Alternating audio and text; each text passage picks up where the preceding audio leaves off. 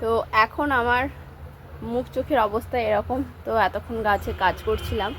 তো যেহেতু ফেব্রুয়ারি মাস ঢুকতে ঢুকতে যাচ্ছে, তো সেহেতু এখন কাটাই ছাটাই করার সময়। ফেব্রুয়ারি মাস যেহেতু ঢুকবে, যেসব গাছগুলো ডরমেন্সি পিরিয়ডে ছিল সেই সব গাছগুলোকে তো কাটাই ছাটাই করতে হবে। তো আমার অনেকটা পরিমাণ গাছ তো আমি জানুয়ারি মাস থেকেই শুরু করে দিয়েছি। তো আপনাদেরকে একটু দেখাই কি অবস্থা এখন আমার বাগানে।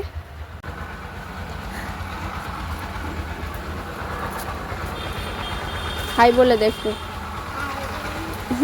তো ওই দিকের গাছগুলো আমি জবার গাছগুলো দেখুন সমস্ত গাছগুলোকে কাটিং করে দিয়েছি। তো এখন ওই গাছগুলোকে খাবার দেয়া হয়নি, ওগুলোকে দিতে হবে। তবে এই দিকের যে আমার প্রাইড অফ ইন্ডিয়ার গাছগুলো আছে 3টে, এগুলোতে খাবার দেয়া হয়ে গেছে।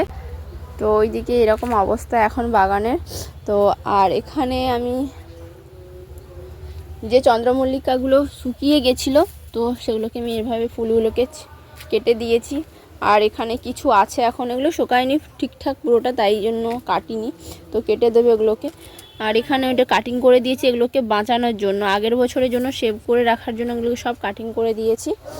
তো ওই দিকে দেখুন, এটা কি বলে, চেরি গোল্ড, কত সুন্দর ফুল ফুটেছে। এই সবে ফুলটা ফুটতে শুরু করেছে। এখানে সবে ডালিয়ার একটা কুঁড়ি এসেছে, এখনও ফুল ফুটেনি, চন্দ্রমল্লিকা গাজানিয়া। তো এখানে ডালিয়ার ফুলটা সবে ফুটেছে। আর ওইদিকে একটা, ওইদিকে মুখ ভার করে ওইদিকে তাকিয়ে আছে, যেহেতু আমি ওকে আগে দেখাইনি, ওকে আগে দেখানো উচিত ছিল আমার। তো দেখাই, এই দেখুন কালারটা এত দুর্দান্ত, ক্যামেরাতে কতটা বোঝা যাচ্ছে আমি বলতে পারছি না, বাট সামনে থেকে খুব দুর্দান্ত কালারটা এসেছে এইভাবে। আর এই দিকে লেবু গাছে, এটা মাল্টা মৌসুমি লেবুর গাছ, তো কত ফুল এসেছে দেখুন, পুরো গাছ পুরো ভরে ফুল এসেছে, প্রতিটা ব্রাঞ্চে একদম ভরপুর ফুল।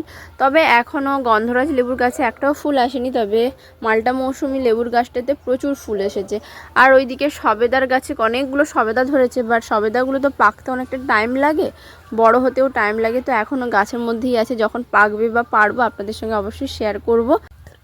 আপনাদেরকে দেখা, এটা কী ফুল বলুন তো, এটা হচ্ছে প্লাস্টিক ফুল, কীরকম খড়খড় আওয়াজ হচ্ছে দেখতে পাচ্ছেন তো, খুব সুন্দর। আর এইদিকেও আছে, খুব ভালো লাগে। আমি প্রতিবারেই একটা হলেও এই গাছগুলো করার চেষ্টা করি। বেশ কীরকম খড়খড়ে, প্রকৃতির কি অনন্য সৃষ্টি, তাই না? এরকম প্লাস্টিকের মতন পাপড়ি, তার উপরে প্লাস্টিকের মতন আওয়াজ করে। যাই হোক, এগুলোকে দেখেই আজকে আমি আমার ভিডিওটা শেষ করছি।